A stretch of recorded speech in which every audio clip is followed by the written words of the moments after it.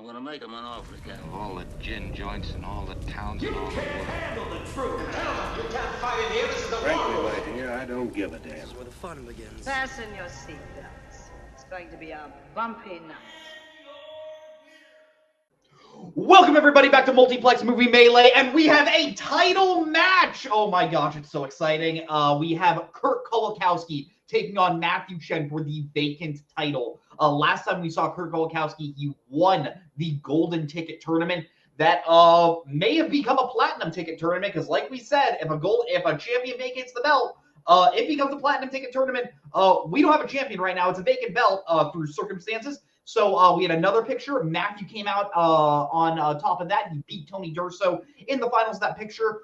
Both of these players have never challenged for the singles belt. They've never held the singles belt. I think this is going to be exciting. On the desk with me is Mark Menchaca. Mark, how are you doing, you beautiful man?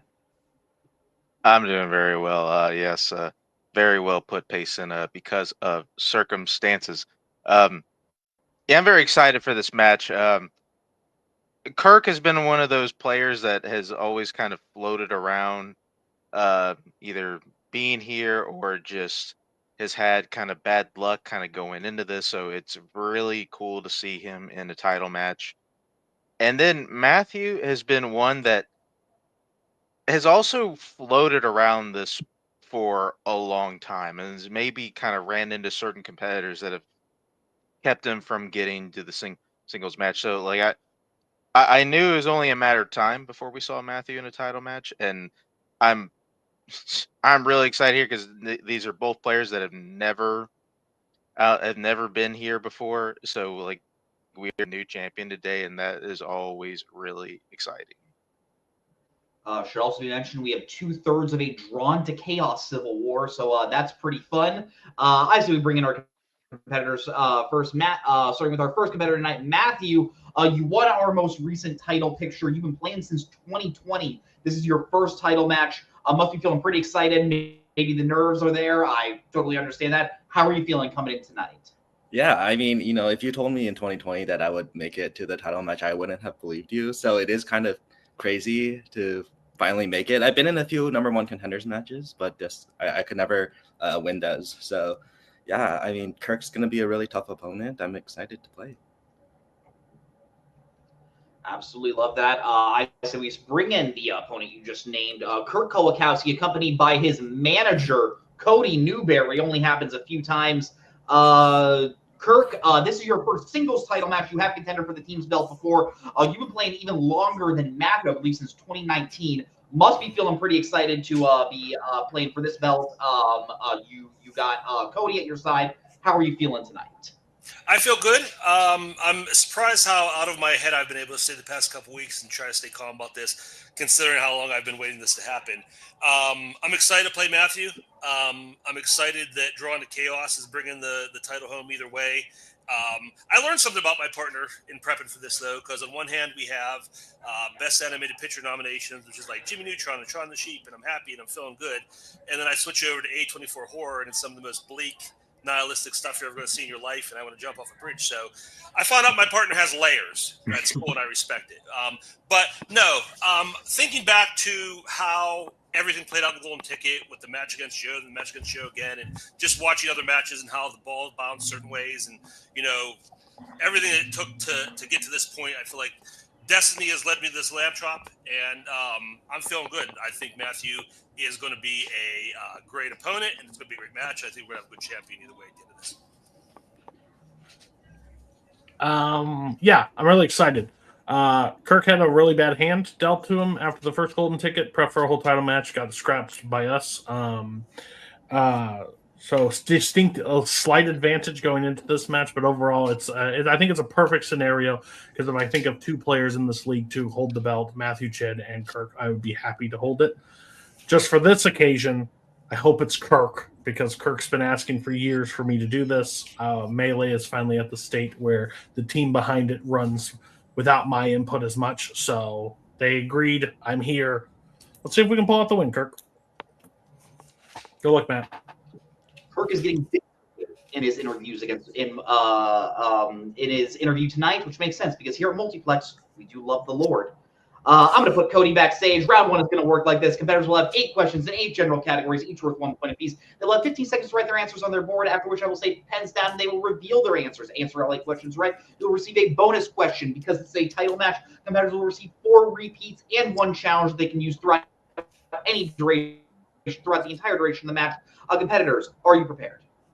Yes. Mm-hmm. All right, then round 1 is going to work like this. Your first question, the category of actors and actresses. Who appears in Public Enemy's I'm Not There in 1994's Little Women? Mark, do you like to keep your enemies public or private? I mean, I don't know. There's a ton of people that like to keep their enemies public. You know, I feel like That's most the of point. it's You gotta usually private. certain level of fame you gotta do there. 5, 4, 3, 2, 1. Pens down. Matthew will go to you, Christian Bale. and we'll go to Kirk. I said Winona Ryder. Christian Bale is correct. Matthew taking the 1-point lead there.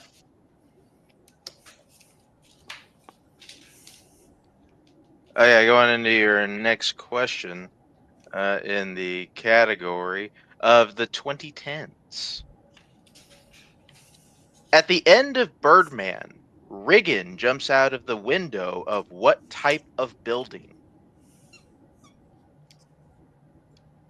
Forgot where I was. For some Has anyone ever described you as a Birdman? Because were you a skater in your past life, Mark? No, No, you've never gotten on a skateboard on a grind? I don't think any version of myself has ever had like that great of balance and coordination. No, like I was a power lifter in high school because I'm good at static motions. That is fair. 5, 4, 3, 2, 1. Pens down. Kirk will go to you, Hospital. and we'll go to Matthew. Yeah, I said apartment. Hospital is correct. Kirk tying the game up there. Your third question will be coming to you in the category of recent releases. You will find characters with the nicknames Divine I and Divine G in what recent release? Man, Kirk was getting biblical in the interviews. Now we're talking about divine characters, Mark. Hallelujah. Yeah, I didn't know that we love the Lord here. That's fair. Love 5, 3, 2, 1. Pens down. Matthew, we'll go to you, Same thing. and we will go to Kirk. Sing Sing. Sing Sing is correct, and I'm going to put a pause on the religion talk. I think Cody's going to get that if I keep going. Going into your next question, the category of the 1970s. What is the first name of the villain played by Harvey Korman in Blazing Saddles? Talk about a movie that isn't controversial, am I right, Mark? I mean, I wouldn't know. I have not seen Blazing Saddles, so It's really good. It's really good. I would highly recommend it. 5, 4, 3, 2, 1. Pens down. Kirk will go to you, Hetty. and we'll go to Matthew. Bart. It's Headley. Lamar. Okay. Kirk was so close there. As we head to your fifth question, the category of mystery thriller. Who directed To Live and Die in L.A.? I can say this now. Oh, good stuff. I've always wanted to. What I was going to say, it is a running joke in Blazing Saddles that characters keep calling him Hetty Lamar, and then he corrects them every time and says, "It's Headley Lamar." Mel Brooks. That's not bad. Funny man. Yeah, that's not bad. 5, Okay. 4, 3, 2, 1. Pens down. Matthew will go to you. I can remember. I said Martin Brest. We'll go to Kirk. Paul Schrader. Both incorrect. We're looking for William Friedkin. Oh, that's right. Who we're looking Yeah, for. yeah, that one Billy Freakin enjoyed. Going into your next question, the category of Oscars. Name 2 of the 6 Best Picture winners of the 1990s to also win Best Cinematography. And we will give you a little bit of extra time.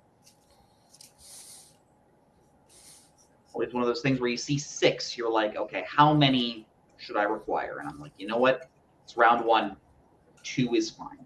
It's a title match. I don't care. 2 is fine. Yeah, I was. Nah, I won't even say that. I was about to say something, whatever.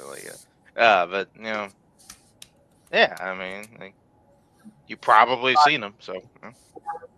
3, 2, 1. Pens down. My thoughts exactly, Mark. Kirk, will go to you. I said Titanic and Dances with Wolves. And we'll go to Matthew. I said Schindler's List and Titanic. The acceptable answers were Dances with Wolves, Schindler's List, Braveheart, The English Patient, Titanic, and American Beauty. So both of you are correct. And we have your penultimate question in the category of the 1980s. Judd Nelson, Frank Welker, and Eric Idle all have roles in what 80s animated film? Yeah, that was one where I was looking at the Best Picture list and I was like, yeah, I think I could do 2. These are all the prominent Best Picture winners. Someone said, like, Unforgiven. Great movie, though. Which, actually kind of curious with one that year. I'll look that up later. I don't know if we want to give that away. I don't know if it comes up later. 4, 3, 2, 1. Pens down. Matthew, will go to you. Transformers the movie. And we'll go to Kirk. Took too long to get there. Transformers the movie. Transformers the movie is correct. Both players hitting that. Yeah, going into your last question, the category of round number 1, be a category of biopics. Butch Cassidy and the Sundance Kid ends with Butch and Sundance having a shootout in what country? I gotta ask you, Payson. From that last question, I made it to Frank before I knew the answer. Does that make me a garbage person? It makes you a big old nerd, Mark. You must have been shoved in lockers when you were a kid. Yeah, I was in the car reading the round 1 to myself. I'm like, oh yeah, I know this. Okay, I don't need. Yeah, Transformers the movie. Frank Welker. Okay. 5, 4, 3, 2, 1. Pens down. He's my Megatron. Kirk, will go to you. Bolivia? And we'll go to Matthew. Bolivia. Bolivia is correct. So with that, Mark, I have the game tied 5-5 out of round 1. Is that what you have? That is what I have, yes. All right, but anything can happen as we move to round number 2, also known as the wheel round. We'll bring the wheel in right now. Round 2 is going to work like this. Competitors will receive a spin at the wheel, in which case they will receive 5 questions in whatever category they land on, each worth 2 points apiece. If they check down the multiple choice, it devalues that question down to 1 point. If they don't like what they spin for their first spin, they are allowed to respin, but they must keep whatever they land on for that second spin. The categories that your competitors can spin tonight are pre-1994 Al Pacino and directed by Martin Scorsese, which is Kirk's strength. Best animated feature nominees in A24, which is Matthew's strength, as well as the general categories of musicals, 1970s, recent releases, and crime. Now, even though this is a title match, we did not have a champion, so because of that, spinners and opponent's choice were defaulted to be on the wheel. Kirk, you are the favorite competitor in this match, so I will be bringing your manager in. Would you like to spin first or second? We're going to go second. Yep. All right, you're going to go second. Then I will put Cody backstage. Matthew, this will be your first spin.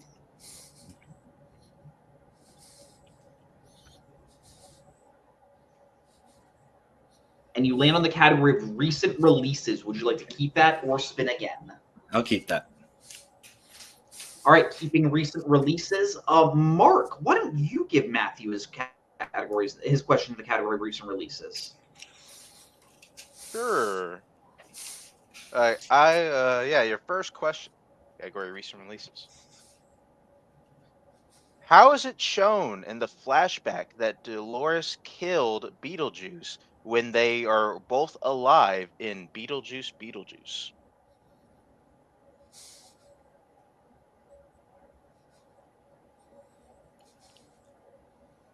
Go multiple choice. Okay. Multiple choice options are A, cut off his head, B, push him off a cliff, C, shoot him, or D, poisoning.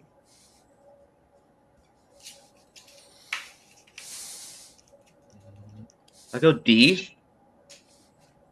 D, poisoning is correct for 1 point. Going into your next question. Who plays Calypso in Craven the Hunter?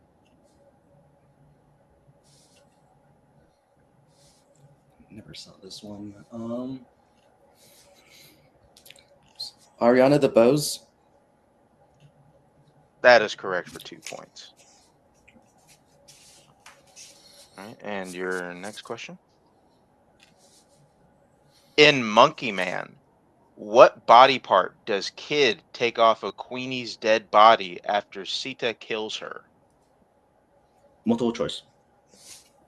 All right, multiple choice options are A, eye, B, thumb, C, ear, or D, foot.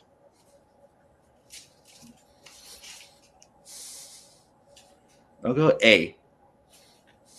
A, eye is incorrect. Going over to Kirk for the 1 point steal. Is it A, eye, B, thumb, C, ear, or D, foot?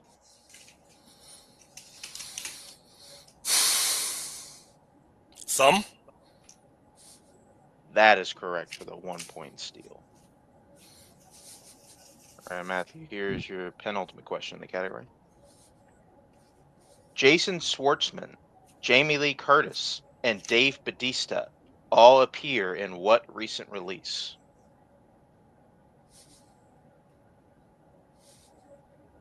The Last Showgirl. That is correct for 2 points. All right, Matthew, here's your final question in the category recent releases. What were the metal orbs inside of that help possess families hidden inside? Oh, let me start. What were the metal orbs that help possess the families hidden inside of in Longlegs?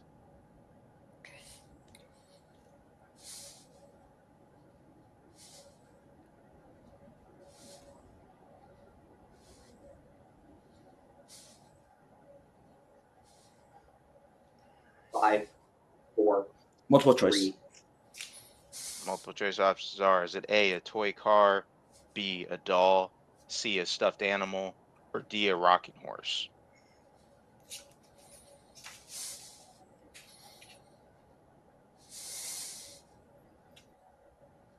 A doll. That is correct for 1 point. All right, so after that round, Matthew gets a score up to 11, but Kirk with a we are going to looks like we might have a challenge. Is Longlegs an A24 horror movie? It's neon. It is not, no. Okay, just check. Just Good make question, sure. though. Just wanted to double check. Cody hitting the stereotype that a lot of people have. Are A24 and Neon the same company? But after that, we have Matthew getting a score up to 11, and Kirk with the steal getting a score up to 6. Is that what you have, Mark? Yeah, that is what I have. All right, then we'll bring Wheel back in for Kirk's first spin as we bring in his manager as well. It says produced by A24. Distributor was Neon, so just making sure. That's why I wanted to ask. All right, that's fair. No, that's fair. You land on the category of pre-1994 Al Pacino. Would you like to keep that or spin again? I think we're going to settle with it regardless, though. Yeah, Let's we'll do take it. See how it goes. All right. Pre-1994 Al Pacino. I'm going to put your manager backstage. I will be giving you your questions in the category pre-1994 Al Pacino. Kirk, are you prepared? Yes, sir.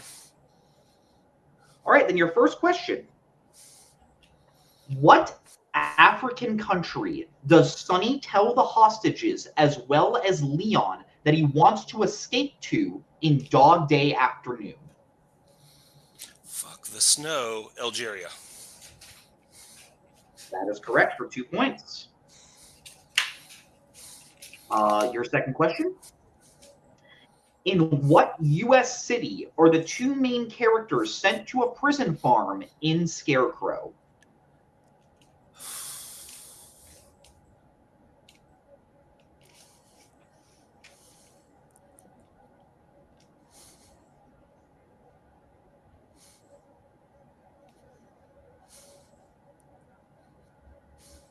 Five, four, I'm going to repeat three, this one. two. Absolutely, that is your first repeat.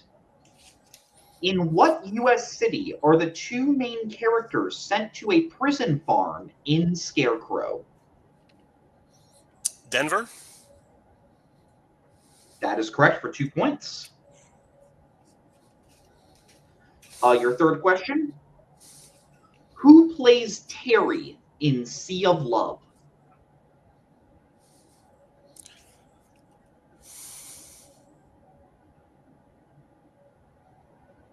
Michael Rooker. That is correct for 2 points and the lead. Your penultimate question in the category of pre-1994 Al Pacino. What tribe are the Native Americans from that Peasy hires to track dogs in Revolution?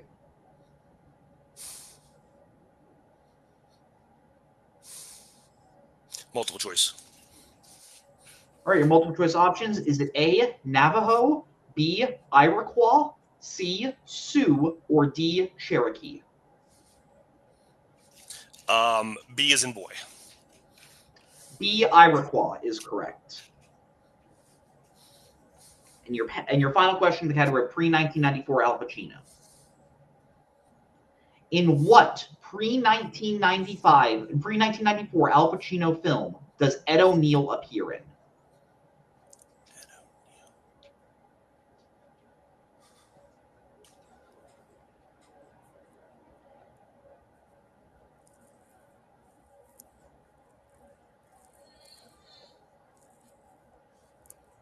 Five. Multiple Four. choice. All right, your multiple choice options. Is it A, The Panic in Needle Park, B, Frankie and Johnny, C, Dick Tracy, or D, Cruising?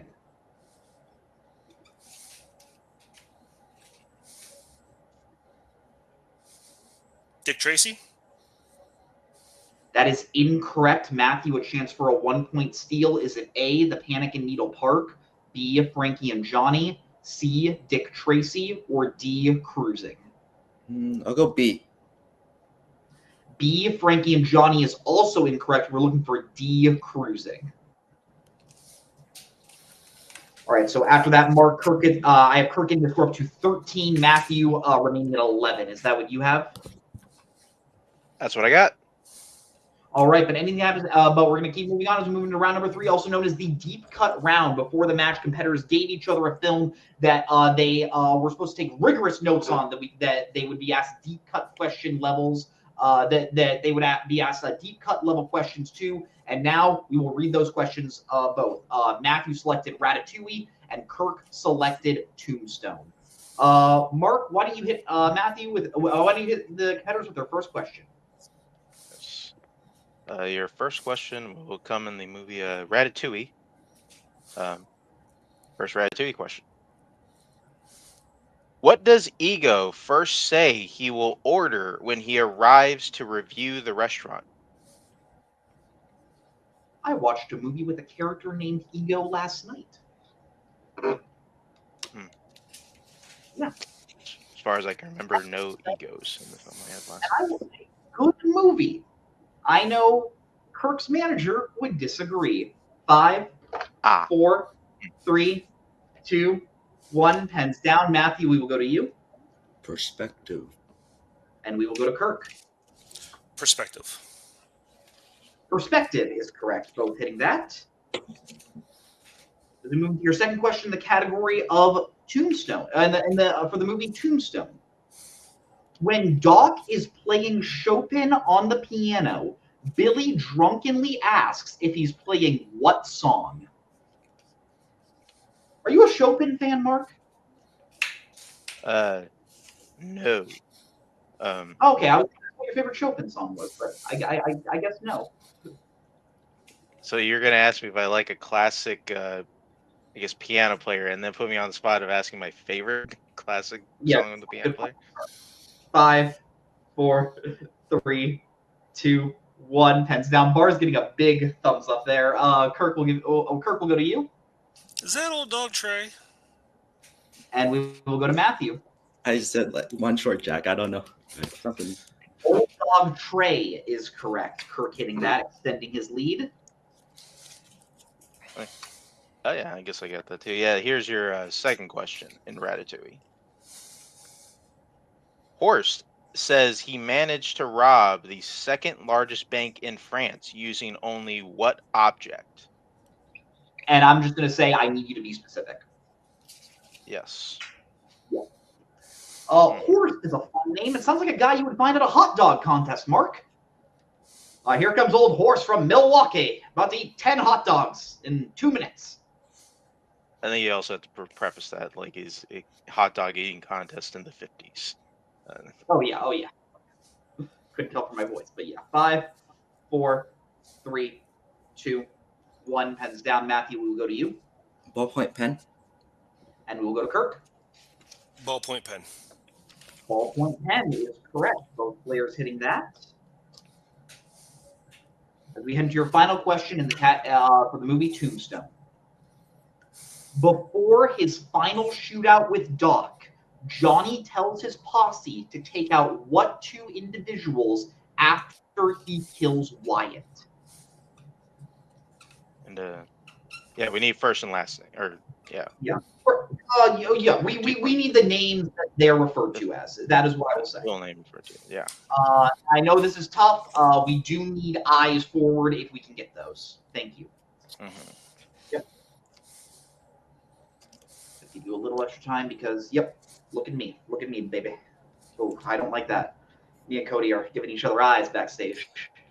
5, 4, 3, 2, 1. Pens down. Kirk, we will go to you, Texas Jack and Creek Johnson. and we will go to Matthew. I couldn't remember. Texas Jack and Creek Johnson are correct. I'm going to assume those are not their real first names, but Kirk hitting that, sweeping the deep cut round, extending his score up to 21. Matthew at 15. Is that what you have, Mark? Yeah, that's what I got. All right, but anything can happen as we move into round number 4, also known as the betting round. This is how it's going to work. Competitors will receive 5 questions, in which case they'll receive the categories one at a time before they hear the question. Once they hear the category, they have the choice to bet either between 0 and 2 points. If they hit that question, they gain that amount of points. If they miss the question, they lose that amount of points. The first category that you can bet points on is comedy.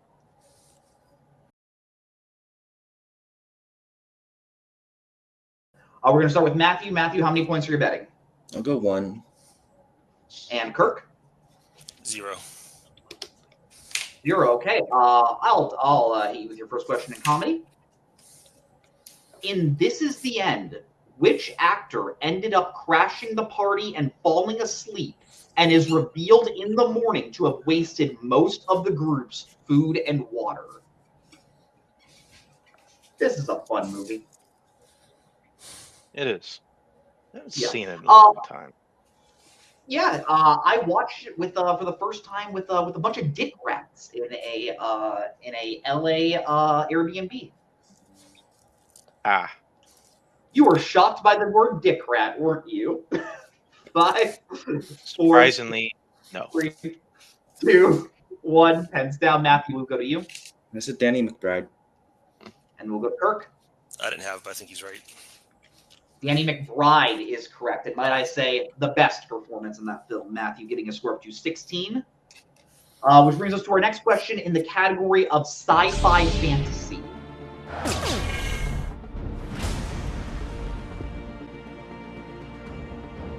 All right, bets are in. We're going to start with Kirk this time. Kirk, how many points are you betting? I'm going to go 1. And Matthew? I'll go 1. All right, Mark, hit him with a question in the category of sci-fi fantasy. Got it. Good question. In E.T. the Extraterrestrial, E.T. gets drunk while Elliot is in what class? Now, Mark, you will see that the movie is called E.T. the Extraterrestrial. Just wanted to point that out. Yeah, people will still definitely not, message us about that at all. What, a, Like that's not gonna. what an incredible moment of controversy in this league. 5, 4, 3, 2, 1. Pens down. Kirk will go to you, Science? and we'll go to Matthew. I also went science. Science or specifically biology is correct, so both players will be getting that. Mark, how many points did Matthew bet there? 1.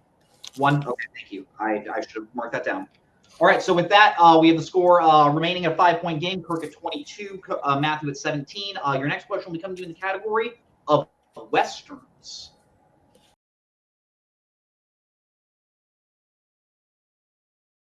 All right, we're going to start with Matthew. Matthew, how many points are you betting? I'm gonna go 0. Okay, and Kirk? Also 0. All right, stats only round. Your question in the category of Westerns. What is the nickname of Kurt Russell's John Ruth in The Hateful Eight? This was the first Tarantino movie I saw in theaters, Mark. That makes sense. Yeah, I was 17. Yep. Yeah. Wasn't quite there. I think Inglourious Basterds, I believe, was the first one I saw in theaters. Oh, the best one. Yeah. That's my personal favorite. Yeah. 5, 4, 3, 2, 1. Hands down. Matthew will go to you, Hangman. and we'll go to Kirk. The Hangman. Hangman, the Hangman is correct, but it doesn't matter because both players put 0. Game stays 22-17 as we head into your penultimate question in this round in the category of family.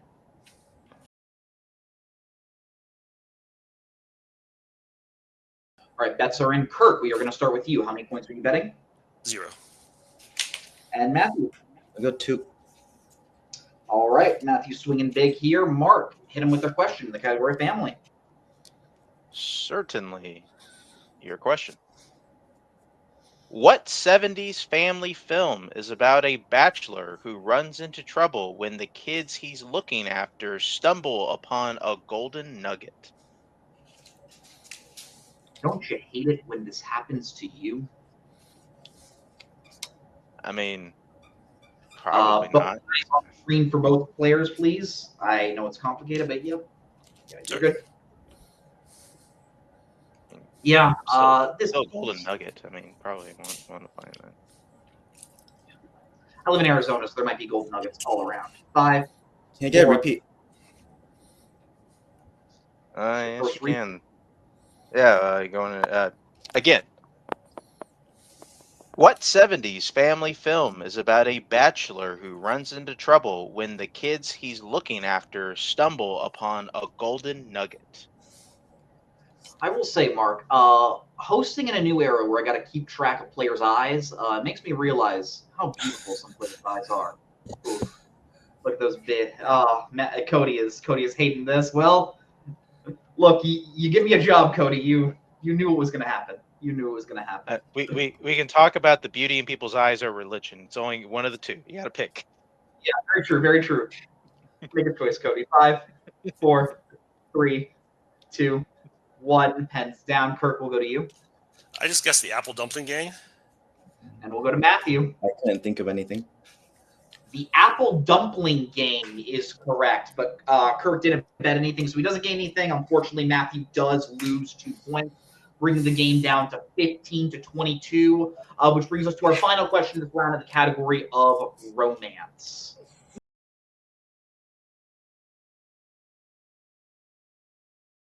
All right, bets are locked in. We're going to start with Matthew. Matthew, what would you like to bet? I gotta get some points. 2. Make up for I lost. And we're going to go to Kirk.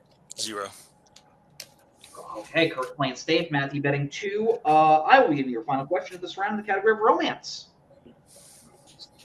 In Lost in Translation, Bob and Charlotte meet for the first time at what specific type of location? I'll be honest. When I watching this movie makes me wish that into my 50s I can be a lonely man in Japan, just wandering the streets. I'm not sure what to say to that. I'll be completely honest. I was thinking about it. I was like, I probably shouldn't name any more locations in this movie in case I give it away. Also, put Japan on your board. You're a monster, and I'm not giving you the points. 5, 4, I don't think that's 3, specific. 2, 1. Pens down. Oh, it's more specific than Asia. Matthew, we will go to you, I didn't know what you meant by specific. I said hotel bar. and we will go to Kirk. I said karaoke bar. We needed more than bar, and hotel bar is correct. Matthew getting the points there. Getting his score back up to 17, but Kirk remains at 22. Is that what you have, Mark? That is what I have. All right, but anything that has been moved to round number 5, the final round of this match, also known as the Pick Your Poison round. Before the match, competitors went back and forth drafting categories that will appear, and now they will go back and forth once again drafting categories that they would like to answer questions from. The categories that your competitors can draft are musicals, crime, animation, 1970s, recent releases, 1980s, directors, and sports. Your competitors will draft their categories right now. All right, your competitors have drafted their categories. Matthew, what would you like to take your 1-pointer for? What category would you like your 1-pointer? Take sports. All right, your 1-pointer in the category of sports. How does Rachel McAdams' character die in Southpaw? Shot. That is correct for 1 point. Right, but you are still behind. What would you like for your 2-pointer?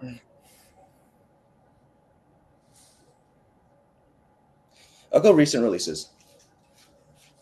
All right, your 2-pointer in the category of recent releases. What is Al Mutt's profession in We Live in Time? She's a chef. That is correct for 2 points.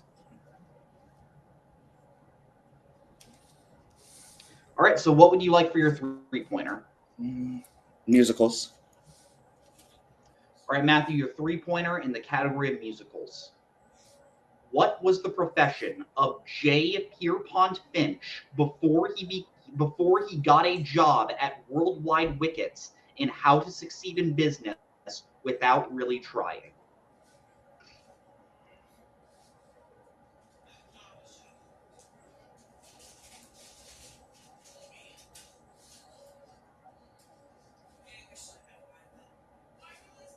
Five. Repeat the question. 3. All right, that is your second repeat. The 3-pointer in the category of musicals. What was the profession of J. Pierpont Finch before he got a job at Worldwide Wickets in How to Succeed in Business Without Really Trying?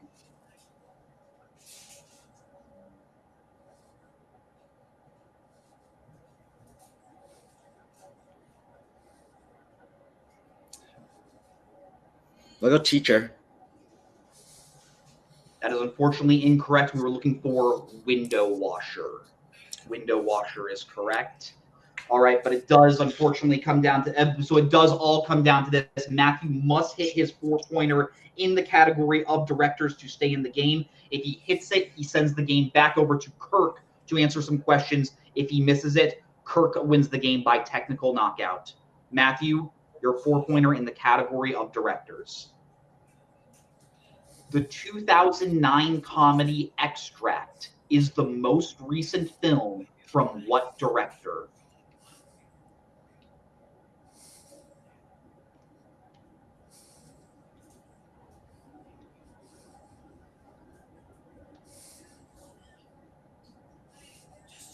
Five, 4, 3, 2, Repeat. 1. That is your third repeat. Category of directors.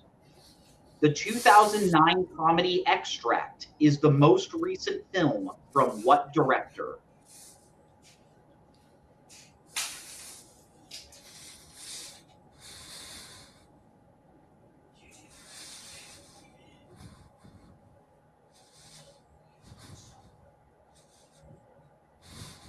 Five, 4, 3, 2, Repeat the 1. question. All right, that is your final repeat. Category of directors. The 2009 comedy Extract is the most recent film from what director?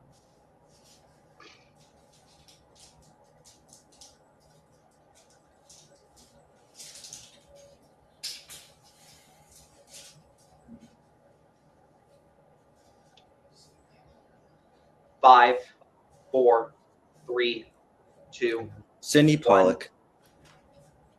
And your winner and new movie melee champion, Kirk Kowalkowski.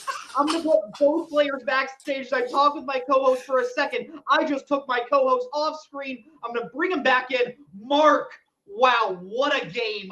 Tied out of round 1.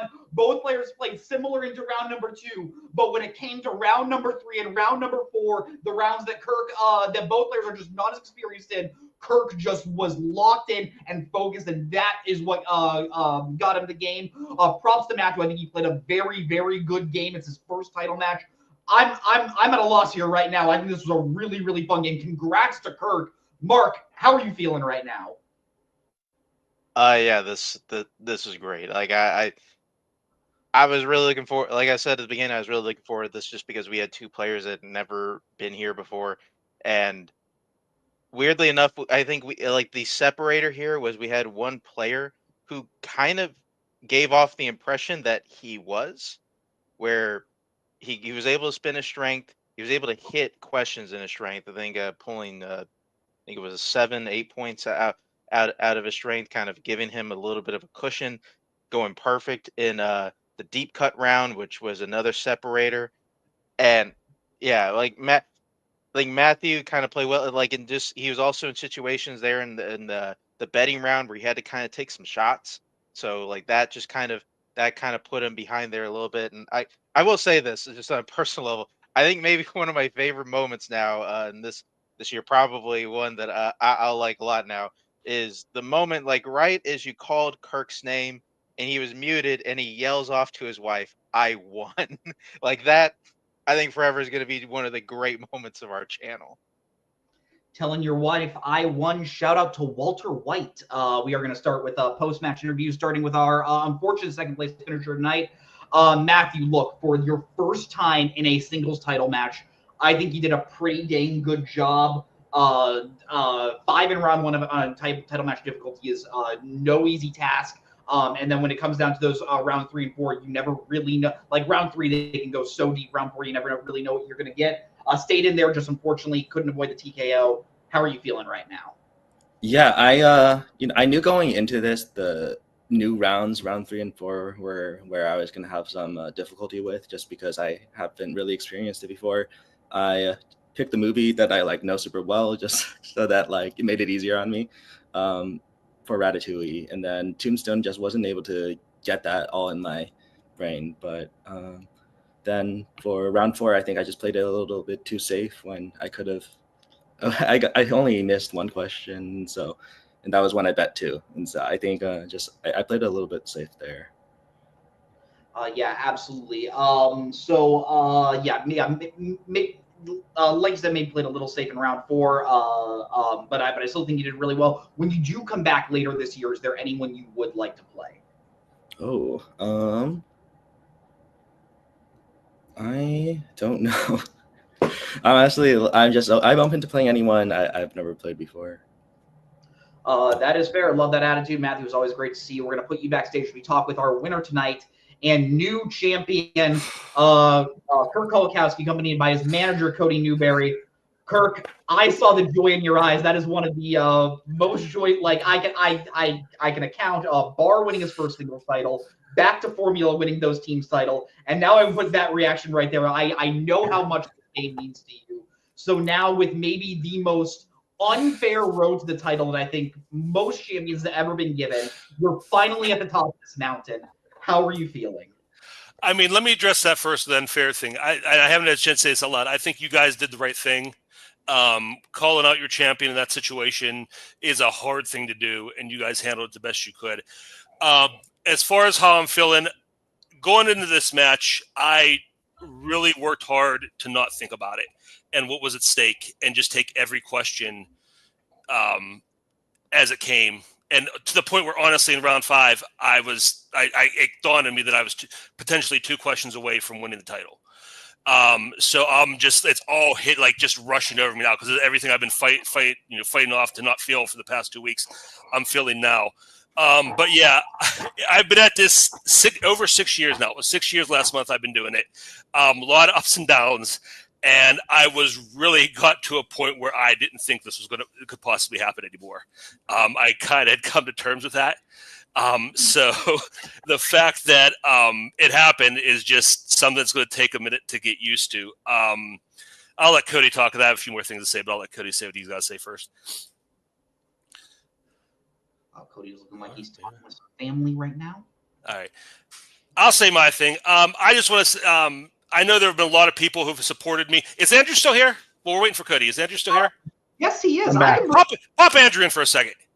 Yeah, I'll absolutely bring Andrew in. Bard, your team just won the singles title. We did it, baby. You have some history with this belt. We did it. What do you say to your partner? Dude, the moment that you threw the board up in the air was like one of the greatest things I've ever seen. I'm super hyped for you, buddy. You played a hell of a game. Matthew played a hell of a game too, but dude, you were just on your shit today. So congratulations, man. I wish I was in better lighting and a better space. No, you're for cool, this. man. Thanks for stopping in. Dude, you've been working so hard for this, and I'm so proud of you, man. I appreciate it. About Thank you for goddamn everything. time. Thank you. Go ahead, Cody. Yeah, I'm just happy for Kirk overall. These are the moments where I sit back all the time, but why the hell do I still do this? Because I'm terrible at this. So why still run a Trivial League where I have no involvement in, really? And these are the moments.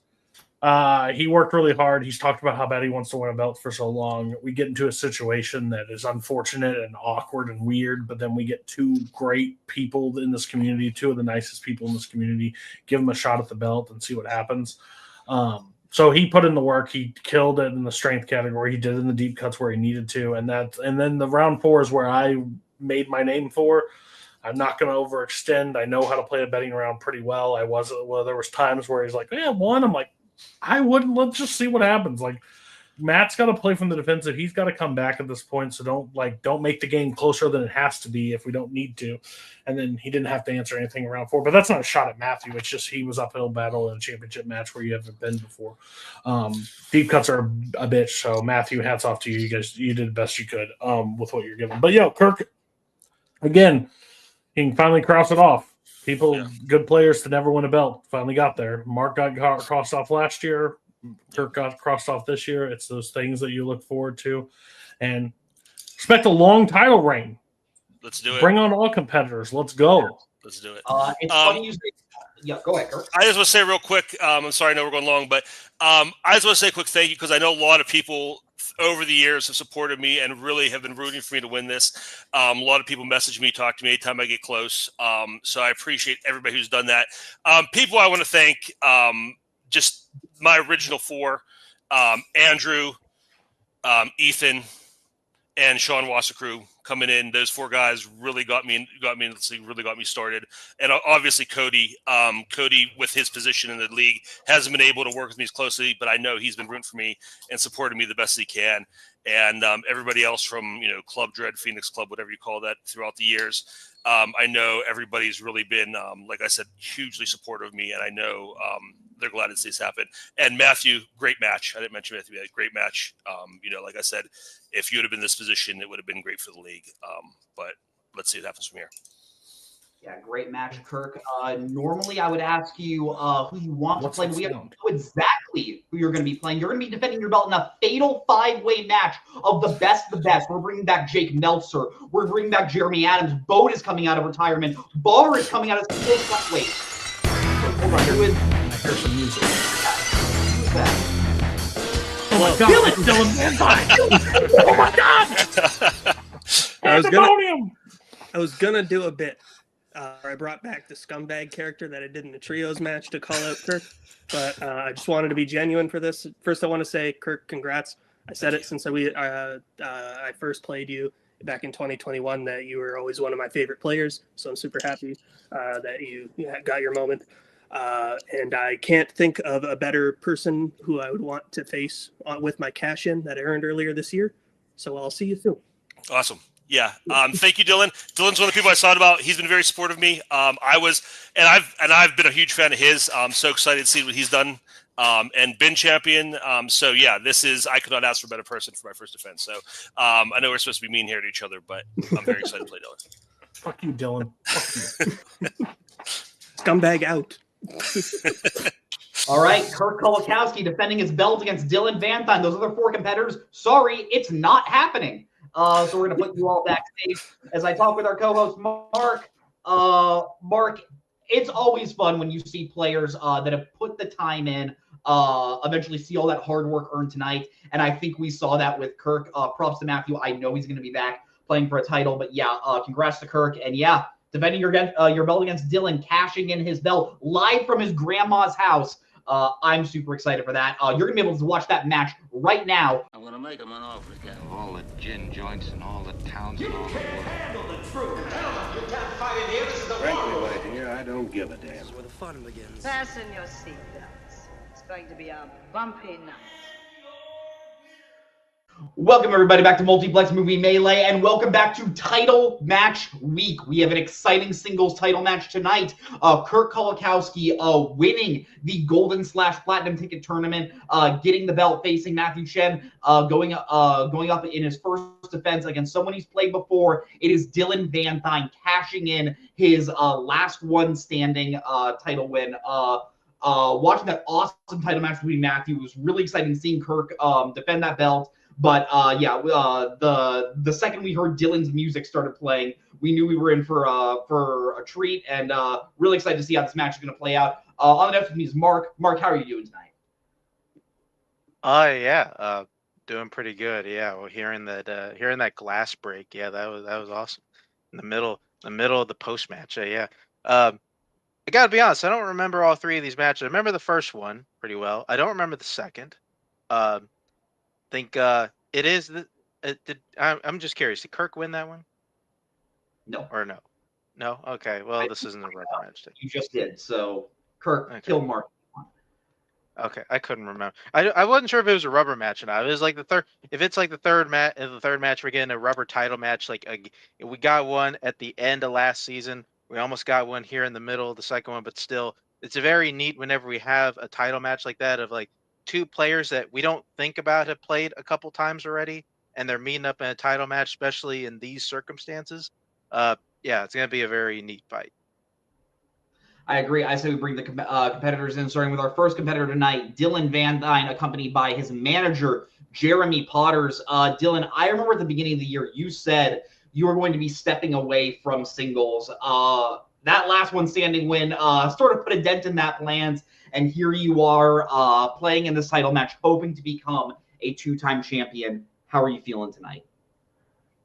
I feel good. You mentioned the 2 previous games against Kirk. As far as I'm concerned, this is the first time I'm facing him in 5 rounds. I think this is a completely new match. I think he showed in his match against Matthew that he is really, really good at the 5-round format.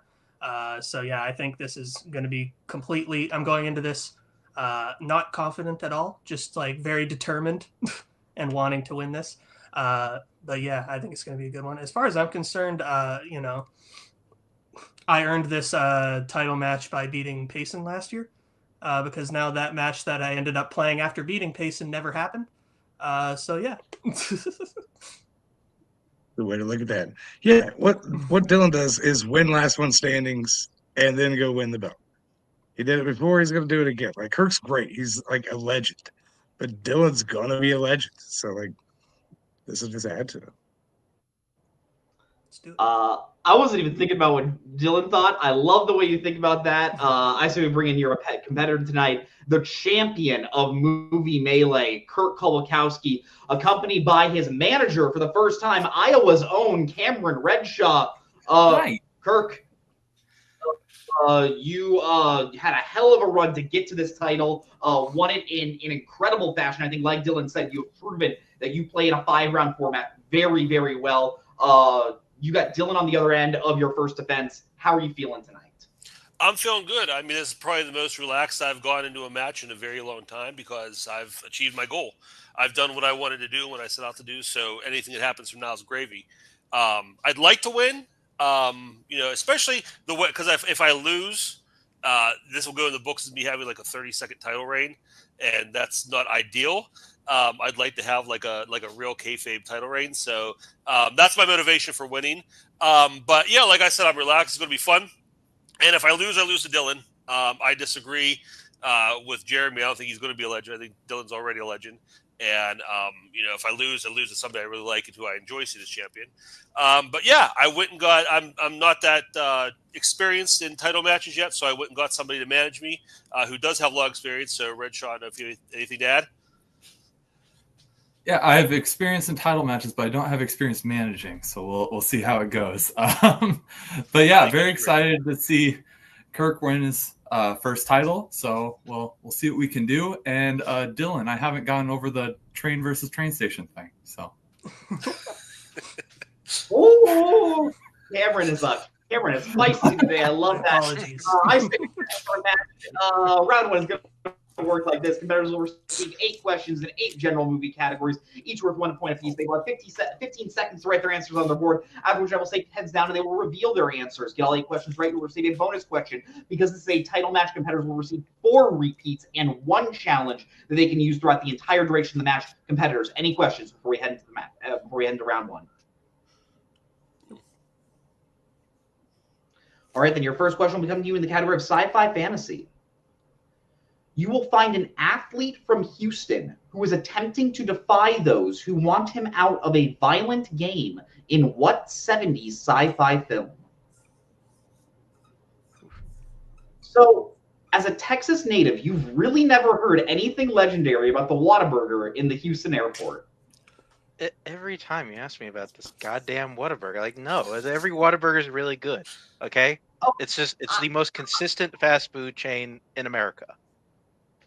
I've heard really special ones about that one, but fair. 5, 4, 3, 2, 1. Pens down. Dylan will go to you. I don't think I got it. I said Logan's Run. And we'll go to Kirk. Rollerball? Rollerball is correct. That's so right. Kirk takes 1-0 lead. Going into your next question, the category of comedy. In The Night Before, Chris's high school drug dealer has a nickname based on what color? Did you do a lot of drugs in high school, Mark? No. Good stuff. Honestly, neither did I. I was a fucking nerd back in high school. Didn't in general, really. Just kind of, just. I was gonna say, take my team name. I don't do drugs. 5, 4, 3. Glad we cleared that up. 1. Pens down. Didn't want to incriminate myself. Kirk will go to you. Black.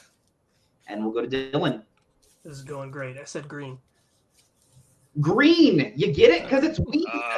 Green is correct. Tiptoed around that one. As we head into your third question, the category of crime.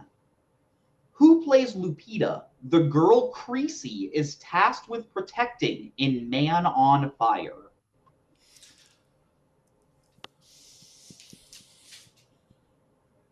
Yeah, I mean, at least when I was in high school, a lot of times. It's back when Walmarts were 24 hours. We just head over to the Walmart and just, fuck around in there. That sounds great. Did you ever play tag with your siblings in like a Toys R Us? No.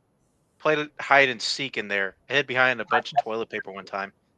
Nice. 5, 4, 3, 2, 1. Pens down. We used to be a country, everyone. Dylan will go to you. Dakota Fanning. And we'll go to Kirk. Dakota Fanning. Dakota Fanning is correct. Okay, going into your next question, category of romantic comedies. How specifically does Albert Brooks's character die in Defending Your Life?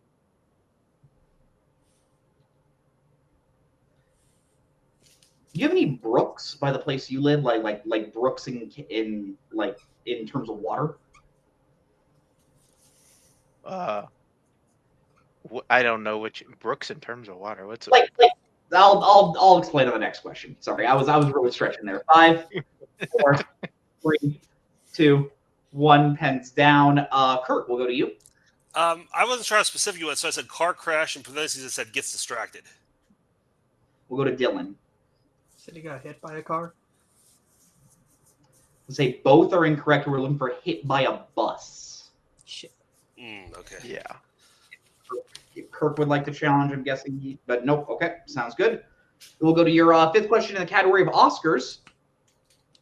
Tom Cruise, Robin Williams, and Morgan Freeman all lost Best Actor to whom in the same year?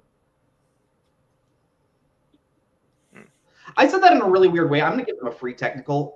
Tom Cruise, Robin Williams, and Morgan Freeman all lost Best Actor to whom in the same year? I don't know where my brain went in that question. Okay, but yeah, like a brook is like a small pond. Oh. Maybe some stones around it. That what it's called? It's like a pond. Let's just call it a pond. Yeah, The pond's already small. Like okay. Thought like a pond was smaller than a pond would be like a puddle. Like I don't know. Like is it bigger than a puddle?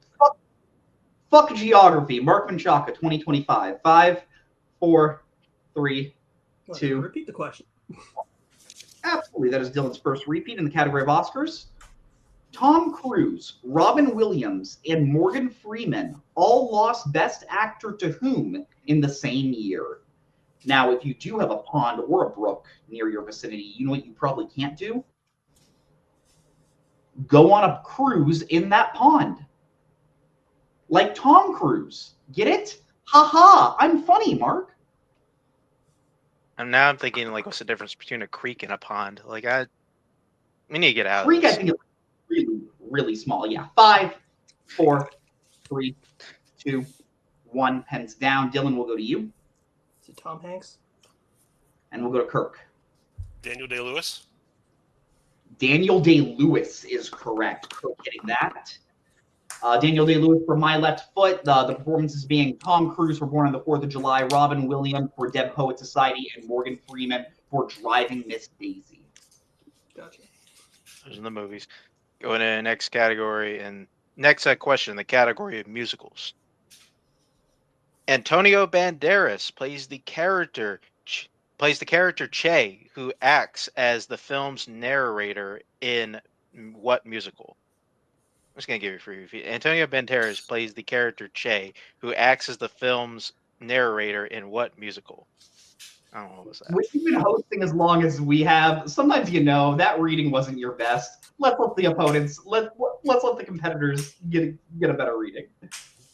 Yeah, I almost said the character name different because I said it different one time the way how Mexicans say it, and apparently the white people who heard it that's not how you say that word. Mark getting saucy. I love it. 5, 4, 3, 2, 1. Pens down. Kirk, will go to you. Is it 9? And we'll go to Dylan. This is really not my round. I said for Chicago. Both incorrect. We're looking for Evita. Oh, that's right. That's right. Again, your penultimate question in the category of the 1980s. What type of weapon is used to kill Lo Pan in Big Trouble in Little China? I love this movie. Still haven't seen it. Oh, Mari, I think I'd be intrigued to see what you think. I mean, it's one of the 10 free voodoo movies I got. It's still just unwatched. It's just sitting there. Fix that is all I will say. 5, 4, 3, 2, 1. Pens down. Dylan, will go to you. A knife. And we'll go to Kirk. This is throwing star. A knife is correct. Dylan tying the game right up there. And with that, we'll go into your last question, round number 1, which comes in the category of classics. In Gone with the Wind, Terra, that plantation Scarlett grew up on, is located in what U.S. state? We've talked about wind. We've talked about fire this round. Are we going to talk about Earth and take it back to September, Mark? I mean, we can. That is an option. I mean, now it's the thing that everybody knows about. Absolutely. 5, 4, 3, 2, 1. Pens down. Kirk, we'll go to you. Georgia. And we'll go to Dylan. Georgia. Georgia is correct. So, Mark, after that round, I have the game tied 4-4. Is that what you have? It is what I have. All right, but anything can happen as we move to round number 2, also known as the wheel round. Competitors are going to spin at the wheel, in which case they will receive 5 questions from whatever category they land on, each worth 2 points apiece. Check on the multiple choice if you values that question down to 1 point. If you don't like what you spin for your first spin, you are allowed a respin, but you must keep whatever you land on for that second spin. But be on the lookout because stealing is involved in this round. The categories your competitors can spin tonight are pre-1999 Al Pacino and Sony Pictures Animation, which is Kirk Kowalkowski's strength, 21st century non-franchise Tilda Swinton, and 21st century director filmography, which is Dylan's strength, as well as the general categories of 2010s directors, crime, 1980s horror, and 1970s. Because this is a title match, the champion has the decision whether or not to keep spinners and opponent's choice on the wheel. Kirk Kowalkowski decided to keep spinners and opponent's choice off the wheel. Kirk, the game is tied, but you are the champion, so we will bring your manager in. Would you like to spin first or second? We want to defer, right? Yeah, I would say so. All right, we'll defer. All right, going to take Cameron out as I bring in Dylan's manager, Mr. Jeremy Potters. Hey, good job, man. thank you. The spin is in. You land on the category of the 1980s. Would you like to keep that or spin again? It's 50-50. I mean, here's the thing. I was just hoping to get any of the categories that I put on the wheel. So I'd say we just take the coin toss and try to get something better. Yeah. Yeah. You're not playing catch up, no worries. Yeah. We'll spin again. All right. Then you must keep whatever you land on here.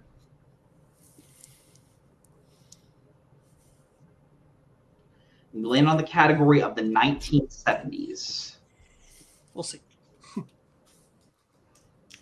I'm going to let Mark take the wheel out. And Mark, why don't you give Dylan his questions in the category of the 1970s? Yeah, I might as well do that here for a reason. I only Dylan. used one repeat in round 1, right? Just wanted to clear that up. Yes. That is correct. Okay, I wasn't sure if I used one of Logan's rep. Go ahead. All right. Well, then. Spoiler ball. Whatever. Your questions in the 1970s, Dylan.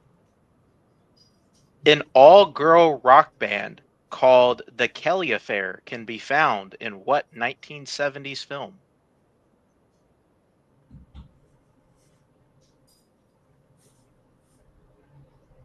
Multiple choice, please. Multiple choice options are A, Thank God It's Friday, B, The Rose, C, Phantom of the Paradise, or D, Beyond the Valley of the Dolls.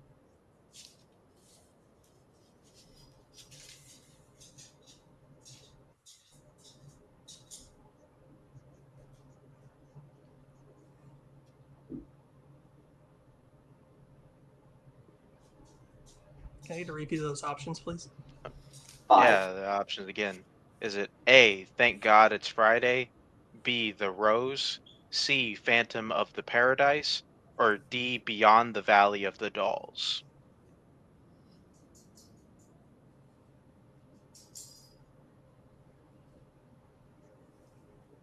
Say A. A, Thank God It's Friday is incorrect. Going over to Kirk for the 1-point steal. Is it A, Thank God It's Friday, B, The Rose, C, Phantom of the Paradise, or D, Beyond the Valley of the Dolls? I'm going to say Beyond the Valley of the Dolls. Yeah, that is correct for 1 point. Am I on a delay or anything? No, that's fine. Okay. Going over to next question, 1970s. What is Paul Newman's profession in The Towering Inferno?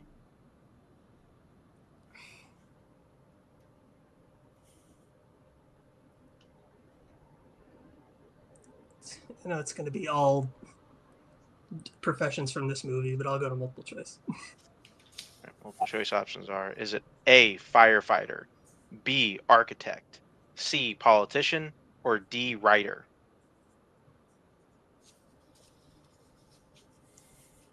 Say architect. That is correct for 1 point. All right, next question. Who stars in the 70s films Hardcore, The Hospital, and Day of the Dolphin? George C. Scott. That is correct for 2 points. Next question. Who directed The Last of Sheila? Herbert Ross. That is correct for 2 points. And your final question in the 1970s. In Zardos, Zed realizes that Zardos was a false god after he read what book? Gotta love a Zardoz. Zardoz. I'll go multiple choice. Okay, multiple choice options are: is it A, Wizard of Oz, B, the Bible, C, Brave New World, or D, 1984?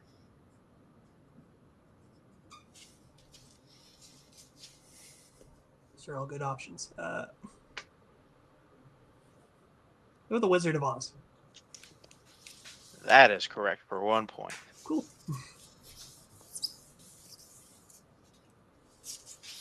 Get it? Wizard of Oz. That's brilliant. All right. After that, Dylan gets a score up to 10. Kirk getting a steal, getting a score up to 5. Is that what you have, Mark? That's what I have, yeah. All right. And Kirk, this will be your first spin as I bring your manager in.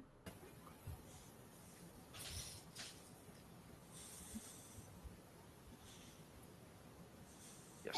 God damn it. Yeah. Yeah. We'll keep it. Yeah, right. 19, All right. Good luck. Don't All forget right, to breathe. that Thank you. Jason, I think you're on a bit of a out. bit of a Mark, lag. you don't mind. Yep. Let's go. Wheels out of the screen. That would help me out.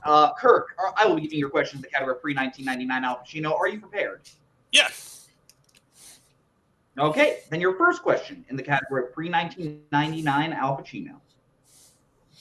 In which pre-1999 Al Pacino film will you find a dog named Rocky that died by jumping off a ferry?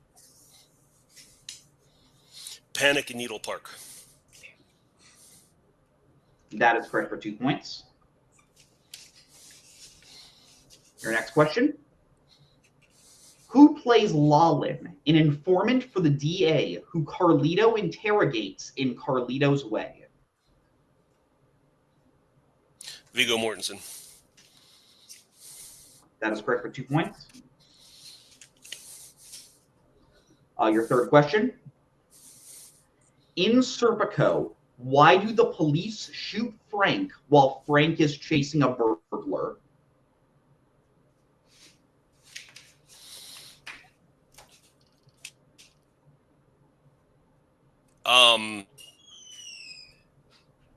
Crap, my eyes are freezing up now.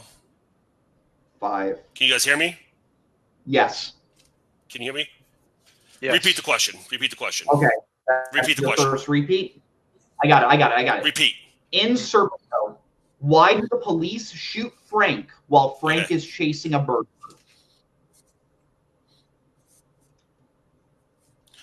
Because he's in plain clothes and they mistake him for a criminal. Mark, that is correct for 2 points. Yes. All right, Kirk, your penultimate question in the category of pre-1999 Al Pacino. Cruising opens with a doctor finding what type of body part in the water? Multiple choice. All right, your multiple choice options. Is it A, eye, B, arm, C, penis, or D, foot?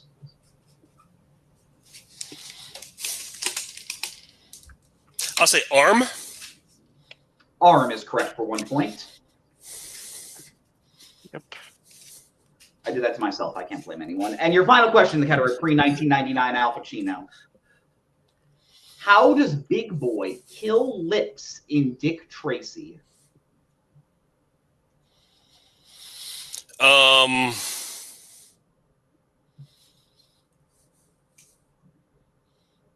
It's called the bath. He encases him in cement. Covers him in cement, encases him in cement is correct for 2 points. Good job. Kirk getting a clean sweep of the category there, getting a score up to 14, but Dylan remaining at 10. Is that what you have, Mark? That's what I got. All right, then we are going to move on to the round 3, which is our deep cut round. Before the match, competitors gave each other a movie that they would go back and study and get every single entry at detail from. And now they're going to answer questions that will be worth 2 points that were written at deep cut levels. Kirk gave Dylan Tombstone. Dylan gave Kirk Patterson. Your first question will be coming to you in the category in the movie Tombstone. After Wyatt Earp steps off the train in Tucson, Crawley Dake tells him he's never seen a rich man without what? I'm going to Tucson in like a couple weeks. Huh. They reopened a Sweet Tomatoes down there, so I haven't had Sweet Tomatoes in years, and I really want to go. Okay. I don't know what that is. 4, 3, 2, 1. Pens down. Dylan, we'll start with you. Guilty conscience. And we'll go to Kirk. I already got the guilty conscience. Might as well have the money too. A guilty conscience is correct. Both players hitting that. Yeah, I guess I'll give you your first question. The movie Patterson. Oh, is that what we're doing? Yeah, you got okay. it. Oh, yeah. On Tuesday, Laura woke up from a dream where Patterson was riding what specific animal?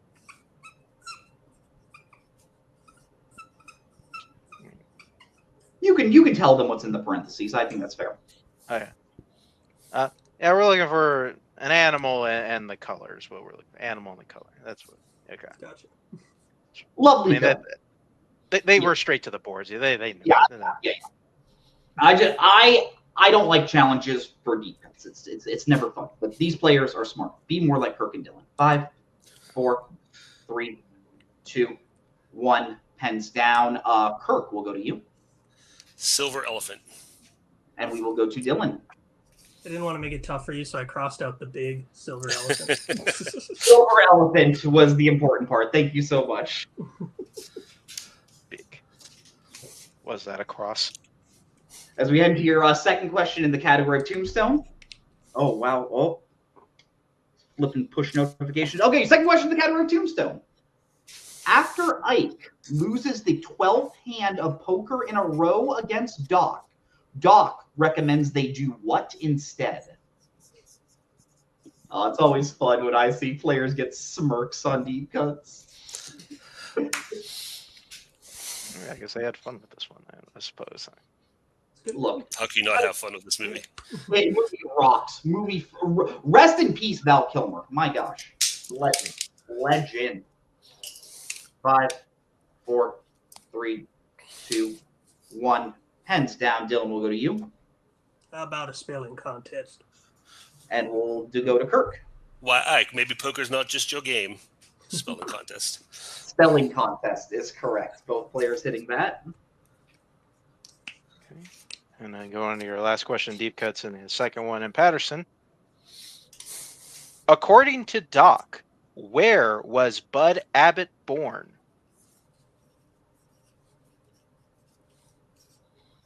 Do you like to drink Budweiser beer? It's not bad. I mean, it's it's a light beer choice, I would say. Or compared to Bud Light versus Miller Light, I'm taking Bud Light any day, genuinely. Miller Light is absolute garbage, and then it's actual piss. Don't drink it. 5, 4, 3, 2, 1. Pens down. I'd rather drink a natural light. Kirk, we'll go to you. Asbury Park, New Jersey. And we'll go to Dylan. Asbury Park, New Jersey. I didn't need the New Jersey, but you both did it. So good job to both of you. Mark, both competitors sweeping the deep cut round. Dylan getting a score up to 18. Kirk getting a score up to 22. Is that what you have? Wait, I got. Oh wait, yeah, it is 18. That's the math. Got it. Okay. 2 points apiece. But anything can happen to move to round number 4, also known as the betting round. 5 categories were randomized, and 5 questions were written for each. 1 question was written for each category. Players, once a category is said, players will have the option whether or not they want to bet 0 or 2 points based on the category. If they hit the question, they lose those points. They get those points. If they miss the question, they lose those points. The first category your players can bet on is family.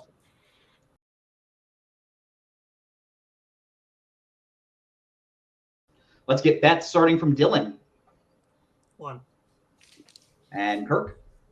0. All right. Dylan 1, Kirk 0. Your first question in the category of family. What is the first exhibit we see come to life in Night at the Museum? I will take a general answer. Yeah. Do you like going to a museum, Mark? I haven't been to many, but no. Yeah. Just I enjoy them. I mean, I suppose. Yeah. Like going to a zoo. Zoos are fun. Honestly, between zoos and museum, I might take the zoo. It's tough. I like both. 5, 4, 3, 2, 1. Pens down. Dylan, we'll go to you. Is it prehistoric? And we'll go to Kirk. I just said Old West. I am going to give Dylan prehistoric. We had dinosaur, specifically the T-Rex skeleton, but I did say general, so I'm willing to give prehistoric, unless Kirk would like to challenge. Okay. No, I won't challenge it. Okay, then we'll be moving on to your second question in the category of the 2000s.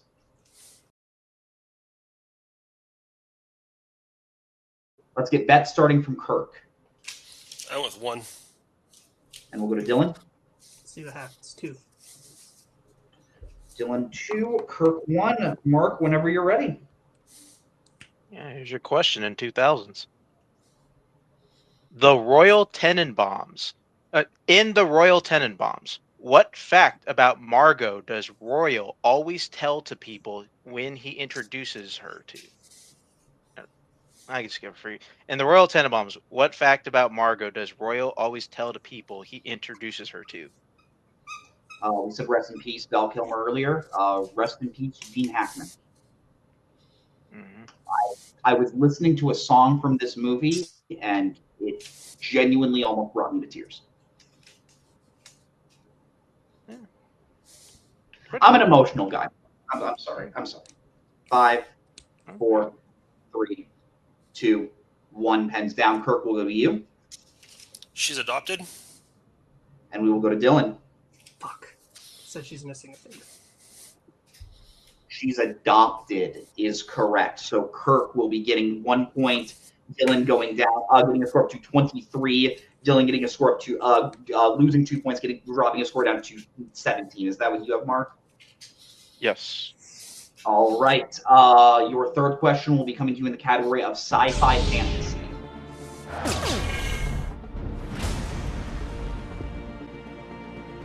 All right, bets are in. We're going to get bets starting with Dylan. Dylan, what did you bet?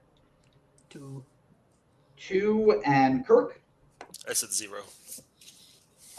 2 for Dylan, 0 for Kirk. All right. Your question in the category of sci-fi fantasy.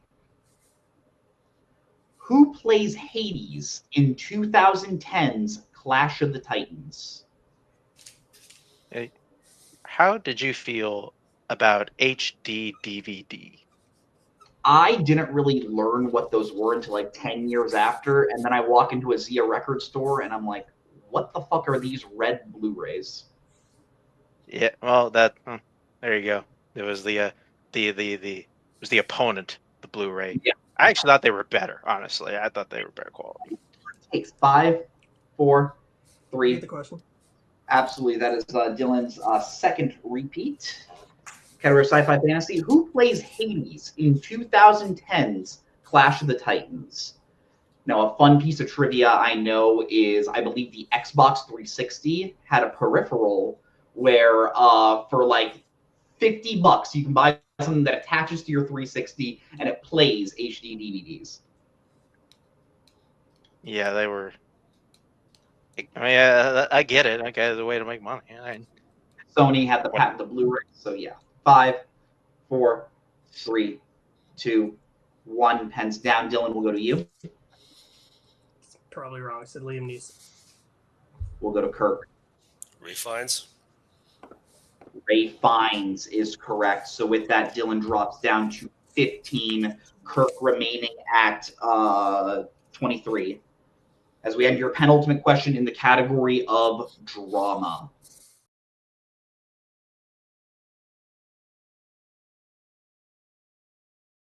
We're going to get that starting with Kirk. 0. And we will go to Dylan. Just going to continue falling apart. I said 2.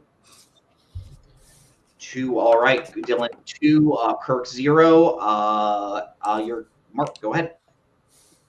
Your question in drama. In Kramer versus Kramer, Ted Kramer works in what industry?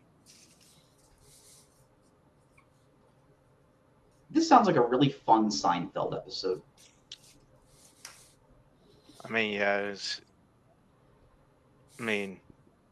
what's Kramer doing in this? Yeah, Kramer's brother comes to town, and to be fair, I know all the Seinfeld nerds are probably typing in the chat. Yes, I know every single episode starts with the blank. I'm not a poser, everyone. I promise. 5, 4, 3, 2, 1. Kirk, will go to you. Advertising. And we'll go to Dylan. Advertising. Advertising is correct. So Kirk remaining at 23. Dylan getting a score back up to 17. As we head to your final question of the round in the category of action adventure.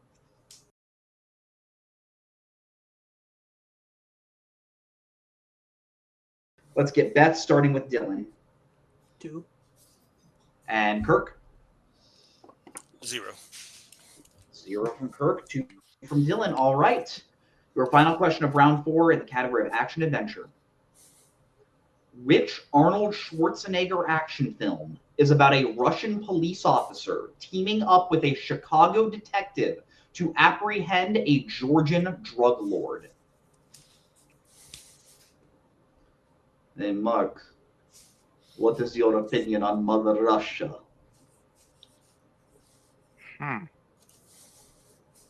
It went down a little bit. I'm not gonna lie. After that. What an incredible response! You know what? We're just gonna start the countdown. 5, 4, 3, 2, 1. Pens down. Dylan, will go to you. Red Heat. And we'll go to Kirk. Red Heat. Red Heat is correct. Dylan getting a score back up to 19. Kirk remaining at 23.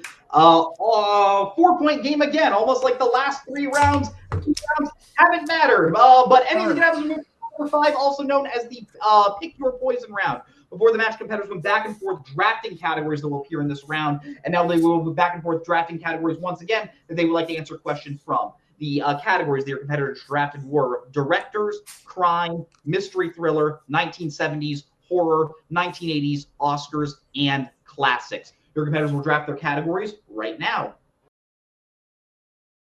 All right, your competitors have drafted their categories. Dylan, you are behind. What would you like for your 1-pointer? Oscars, please. All right, your 1-pointer in the category of Oscars.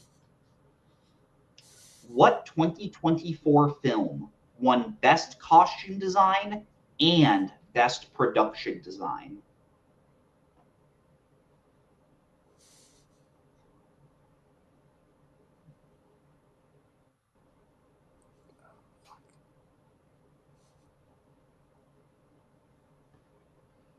Five, 4, 3, 2, 1.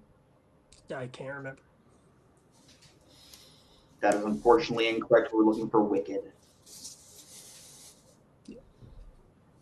All right, so we're going to stick with you. What would you like for your 2-pointer? 1970s. All right, your 2-pointer in the category of the 1970s. Who plays Bart, the new sheriff of Rock Ridge in Blazing Saddles?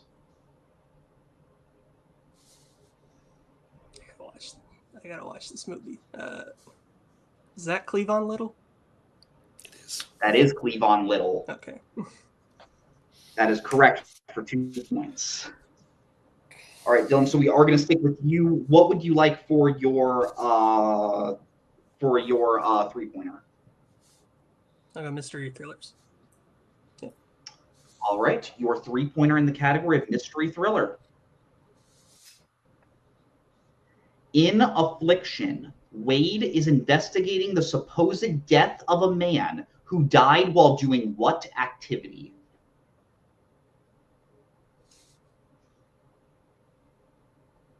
Hunting? And that is correct for 3 points. Getting a score up to 24, avoiding the TKO. So we are now bouncing back to Kirk to answer some questions. Kirk, what would you like for your 1-pointer? I'll do horror. Okay. In that case, let's give you your 1-pointer. Category of horror. Jennifer Kent made her directorial debut with what horror film?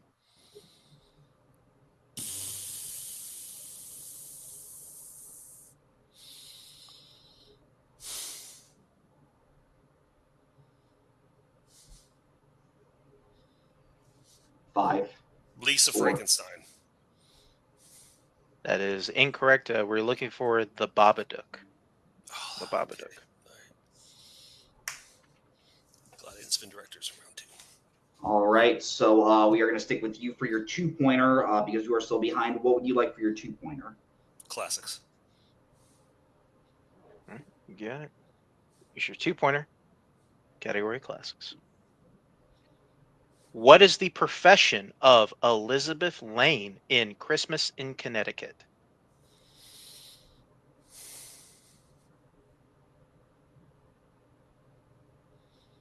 Wow.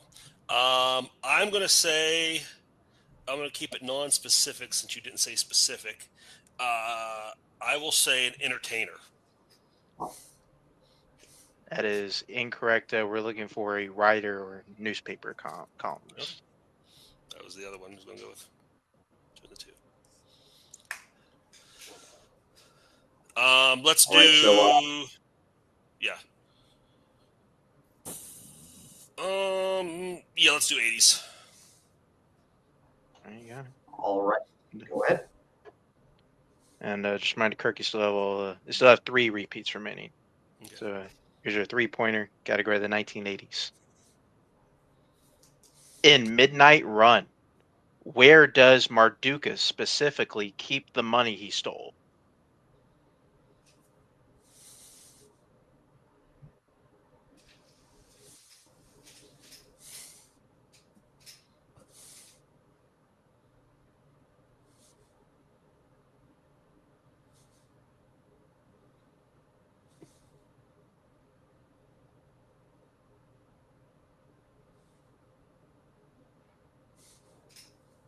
Five, 4, I'll take 3. repeat.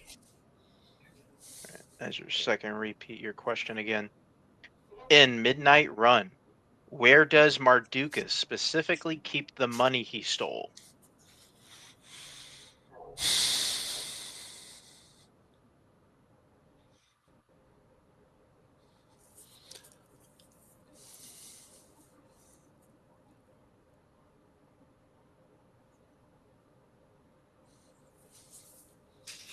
Five, 4. I'm going to say bus station locker.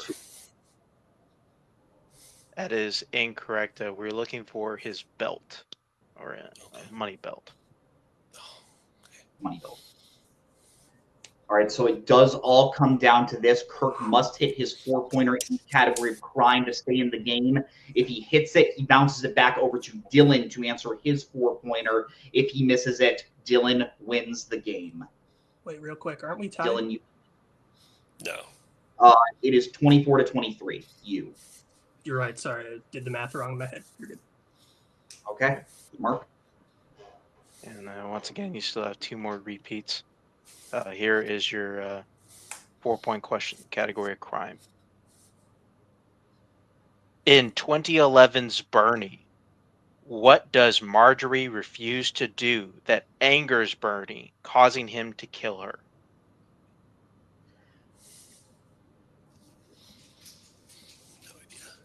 Um,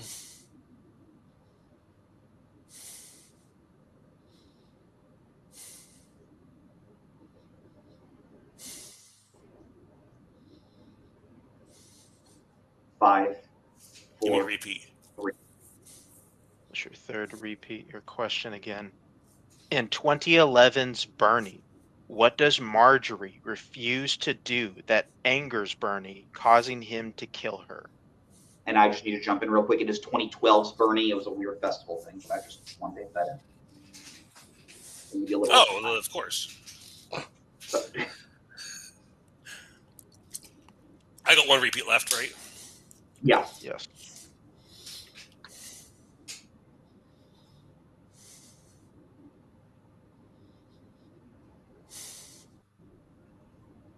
Five, 4, 3, repeat. 2. All right. That's your last repeat, your question one last time. In 2012's Bernie, what does Marjorie refuse to do that angers Bernie, causing him to kill her?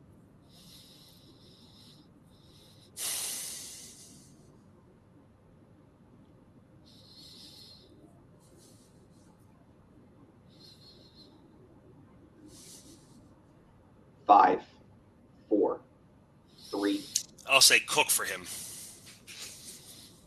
And your winner and new Multiplex Movie Melee champion, Dylan Banthai. I'm going to put everyone backstage as I talk with Mark real fast. Mark, this was a heck of a game, tied out of round 1, and then Kirk had the lead throughout the entirety, throughout the majority of the game. Dylan really seemed like he was struggling in round 4, but was able to keep pace, and then he got a lead in round 5, and round 5 can sometimes be a player's feast, and it can oftentimes be a famine. I think it just did not go Kirk's way. What are your thoughts on tonight's match? Yeah, this was definitely a good one. They were like Dylan was definitely playing catch up here from rounds 2 and the kind of most of 5. Getting like a category like I don't think he was super comfortable with, but was still able. Like I think what Dylan did a good job throughout the majority of this 5 is just kind of staying afloat. He's able to hit the questions he needed just to kind of stay in the game, and then like what happens a lot of times in the final round, you pick categories that you're pretty sure you're good at, and you just don't get the questions, and that's unfortunately what happened to Kirk. Absolutely. I say we start with our post-match interview, starting with our unfortunate second place finishers tonight. Kirk, once again, I think the thing that I think everyone's gonna I'm taking from this is when it comes to the title match rounds, you are insane at this. You know when to bet, you know when to not bet. You swept your category in round number 2. I think unfortunately this really just came down to one bad round. I know you're probably not looking at the upsides right now. How are you feeling right now? I mean, what I'm focused on right now is round 4. I knew a lot of those questions I bet 0 on, and Redshaw was telling me to bet, and I was too timid. I could have had at least probably 4 extra points and been, going for a possible TKO there with Dylan's 4-pointer. So yeah, and on this run, I've been doing really good in round 3/5, whatever you want to call it. Pick your poison. So I was confident I could at least have a puncher's chance going with that lead. But again, like Mark said, sometimes you just don't get the questions and you whiff on them, and it is what it is. But yeah, that's what I'm going to take away with this is be more confident moving forward. Like I said, I should have been betting points on that round 3 or round 4. But yeah, my goal coming in was if I couldn't win, if you're going to lose your first title defense, don't get TKO'd, don't get KO'd. And even though I crapped the bed that last round, I scored enough points where I didn't do that. So at least I have a title win and a respectable defense. So I'm happy to walk away with that. And congratulations to Dylan. He hung in there. He did what he had to do. He stuck around. I could tell he was getting his own head a little bit, but he hung tight and answered the questions he needed to. And just amazing performance from him. And worthy champion. Very happy to see him with the title again. Just not happy about how he won it. Oh yeah. Yeah, Kirk played amazing for the first 4 rounds. Like I might have subconsciously jinxed him in my head. I was like, this is like the best I've seen Kirk play. and then round 5 came around and it was just bad luck. I should have been a little more assertive when you were getting your momentum in round 4. You just kept hitting those questions, and I should have been like, you can afford to risk it, but we can should all day. You played great. So, and congrats to Dylan. Absolutely. Kirk, when you do come back, who would you like to play next? Whoever. I mean, let's get back on the horse. I did it once. Let's see if I can do it again. So whatever I gotta do to get back in the on the title trail here. I'd like to. Like I said, my goal was to win it again. Win it once. Win it again will be fun. So whatever I gotta do to get there. Absolutely. Excited to see that. I'm very confident this will not be your last title match. I'm going to put you backstage. We talk with our winner tonight, Dylan, two-time champion Dylan Van Thine. There's only a select number of people that can put themselves in that club. I can literally count on one hand. You are now the 4th person that can say they've done that. Playing from behind for a good majority of this match and finish strong. How are you feeling right now? Kind of feel like I didn't fully earn it today. It was because I was down by a lot. There was one point where I was literally down 8 points in round 4, and I was convinced that I was done. So I guess I got lucky that I guess Kirk didn't bet on the last 2 questions, and I was able to bring it back to a 4-point differential. So I guess that was good. I feel bad for Kirk with how round 5 went, because that felt very similar to how my round 5 went in my last title match that I played in, which doesn't exist anymore. I feel bad for him there. But this is something that I put a lot of effort into, so I'm very happy. I'm happy with how I did in 1970s too, because that was one that I thought could have gone either way. I love a lot of movies from the 70s, so when I got it, I was like, we'll see what happens. And 6 out of 10 in a title match, I feel good about that. So yeah. Yeah, you could definitely see it in round 4 when he was like down. He said down 8, and it's like, I hope we can get this way, because he was already just like hitting 2 on the board, just like ready to go. He got a couple more. Kirk didn't bet, which I think that's the only thing he's going to kick himself over, like he said. But great game, man. 2-time champ. Yeah, Fantastic. I will say. What was I going to say? Never mind. Continue. Just something I wanted to say about that round 4 that, like, I could tell was maybe some of the reasons why you were frustrated. In the Royal Tenenbaums, Margot is missing one of her appendages. It's her toe, specifically. And Liam Neeson is in Clash of the Titans. So you showed knowledge of those films, and I'm guessing it was just frustrating that, like, you were right there. But I wasn't any. Just to clear this up, sometimes I get what some people call salty in my matches. I was not upset with anyone in this match other than myself, because these are questions that I should have gotten, and I've fucked up. So it is what it is. Part of this game, part of hosting, you can't really take it personally. But more about you real quick. Going forward, that's now the end of Act 2. Going into Act 3, we got a big singles tournament coming up. There are a lot of names in that tournament. Who would you like to play coming out of that tournament? Someone scary. Someone really scary. Kirk's very scary, but I would just like to play like any of the top ranked guys to get more legacy, not just like rematches, because I faced Kirk a couple times before. So like, I don't know, former champion like Joseph Olivas, Jake Meltzer, someone like that.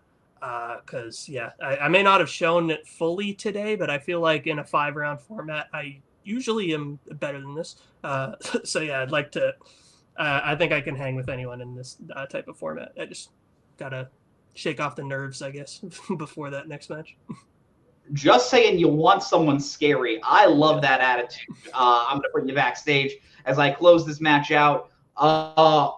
Mark, I think this was a wild title match, but looking forward to the future, there are 27 people that are going to be in that next tournament. Any of them I could genuinely see making their way to that title match, but like Dylan said, he is going to be ready.